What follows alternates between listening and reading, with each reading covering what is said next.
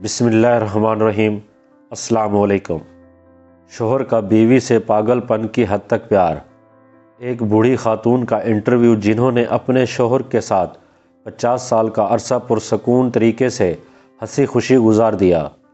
خاتون سے پوچھا گیا کہ اس 50 سالہ پرسکون زندگی کا راز کیا ہے؟ کیا وہ کھانا بنانے میں بہت ماہر تھی، یا پھر ان کی خوبصورتی اس کا سبب ہے، یا ڈھیر سارے بچوں کا ہونا اس کی وجہ ہے، یا پھر کوئی اور بات ہے؟ بوڑھی خاتون نے جواب دیا، پرسکون شادی شدہ زندگی کا دارالمدار اللہ کی توفیق کے بعد عورت کے ہاتھ میں ہوتا ہے۔ عورت چاہے تو اپنے گھر کو جنت بنا سکتی ہے، اور چاہے تو اس کے برعکس یعنی جہنم بھی بنا سکتی ہے۔ اس سلسلے میں مال و دولت کا نام مت لیجئے۔ بہت ساری مالدار عورتیں جن کی زندگی اجرن بنی ہوئی ہیں، شوہر ان سے بھاگا بھاگا رہتا ہے۔ خوشحال شادی شدہ زندگی کا سبب اولاد بھی نہیں ہے۔ بہت ساری عورتیں ہیں جن کے 6 7 بچے ہیں، پھر بھی وہ شوہر کی محبت سے محروم ہیں، بلکہ طلاق تک کی نوبت آ جاتی ہے۔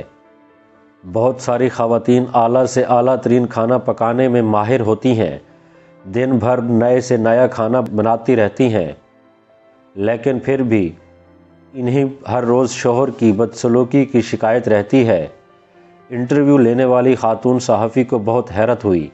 اس نے پوچھا، پھر آخر آپ کی اس خوشحال زندگی کا راز کیا ہے؟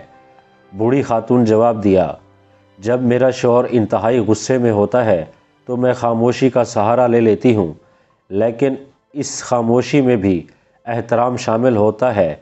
میں افسوس کے ساتھ سر جھکا لیتی ہوں۔ ایسے موقع پر بعض خواتین خاموش تو ہو جاتی ہیں، لیکن ان میں تمسخر کا عنصر شامل ہوتا ہے۔ اس سے بچنا چاہیے۔ سمجھدار آدمی اسے فوراً بھانپ لیتا ہے۔ نامہ نگار خاتون نے پوچھا، ایسے موقع پر آپ کمرے سے نکل کیوں نہیں جاتی؟ بوڑھی خاتون نے جواب دیا، نہیں، ایسا کرنے سے شوہر کو یہ لگے گا کہ آپ اس سے جان چھڑوا رہی ہیں، اس کی کوئی بات سننا ہی نہیں چاہتی ہیں۔ ایسے موقع پر خاموش رہنا چاہیے، اور جب تک وہ پرسکون نہ ہو جائے اس کی کسی بات کی مخالفت نہیں کرنی چاہیے۔ جب شوہر کسی حد تک پرسکون ہو جاتا ہے تو میں کہتی ہوں، پوری ہو گئی آپ کی بات، پھر میں کمرے سے چلی جاتی ہوں، کیونکہ میرا شوہر بول بول کر تھک چکا ہوتا ہے، اور چیخنے چلانے کے بعد اب اسے تھوڑا آرام کی ضرورت ہوتی ہے۔ میں کمرے سے نکل جاتی ہوں اور اپنے معمول کے کاموں میں مصروف ہو جاتی ہوں۔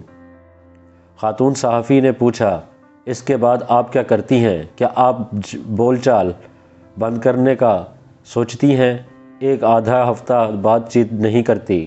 بوڑھی خاتون نے جواب دیا، نہیں، اس بری عادت سے ہمیشہ بچنا چاہیے۔ یہ دو دھاری ہتھیار ہے۔ جب آپ ایک ہفتے تک شوہر سے بات چیت نہیں کریں گی، ایسے وقت میں جب کہ اسے آپ کی سخت ضرورت ہوگی، تو وہ اس کیفیت کا عادی ہو جائے گا، اور پھر یہ چیز بڑھتے بڑھتے خطرناک قسم کی نفرت کی شکل اختیار کر لے گی۔ صحافی نے پوچھا، پھر آپ کیا کرتی ہیں؟ بوڑھی خاتون بولی، میں 2-3 گھنٹے بعد شوہر کے پاس ایک گلاس جوس یا کافی کا کپ لے کر جاتی ہوں، اور محبت بھرے انداز میں کہتی ہوں، پی لیجئے۔ حقیقت میں شوہر کو اس کی ضرورت ہوتی ہے۔ پھر اس سے نارمل انداز میں بات کرنے لگتی ہوں۔ وہ پوچھتا ہے، کیا میں اس سے ناراض ہوں؟